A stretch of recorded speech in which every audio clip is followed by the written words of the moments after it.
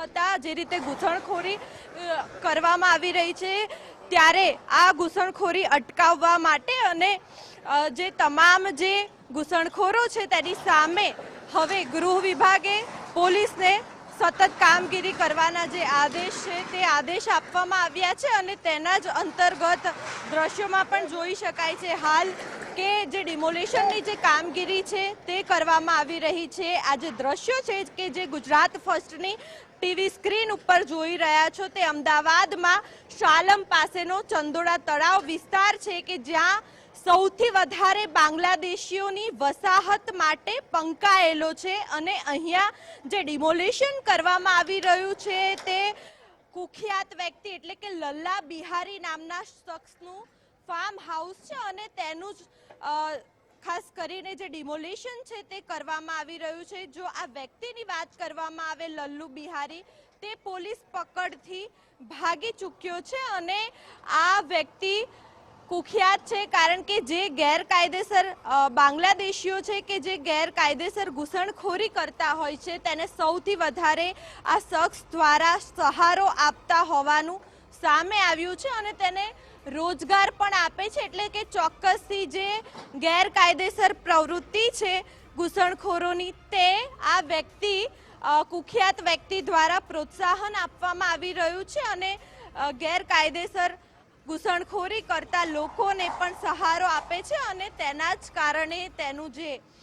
ગેરકાયદેસર બાંધકામ છે તેનું ડિમોલેશન હાથ ધરવામાં આવી રહ્યું છે। કોર્પોરેશન અને પોલીસ વિભાગ સતત જે કામગીરી છે તે હાલ કરી રહી છે। દ્રશ્યોમાં પણ જોઈ શકાય છે બાંગ્લાદેશીઓને વસવાટ કરનાર લલ્લા ઉફ બિહારી મહેબૂબ પઠાણની સામે અનેક વખત ક્રાઇમ બ્રાન્ચમાં ફરિયાદ પણ નોંધાઈ ચૂકી છે અને બોગસ ભાડા કરાર કરીને તે દસ્તાવેજો કરાવતો હતો અને બાંગ્લાદેશીઓનો પણ ભાડા કરાર છે તે પણ કરાવતો હતો। ત્યારે ક્રાઇમ બ્રાન્ચે ગઈકાલે જ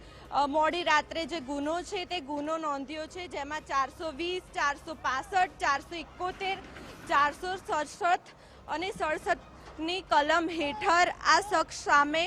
ફરિયાદ પણ ગઈકાલે મોડી રાત્રે નોંધવામાં આવી છે। લલ્લા ઉફ બિહાર મહેબૂબ પઠાણ એ ચંદોડા તળાવમાં આ જે ફાર્મ હાઉસ છે ગેરકાયદેસર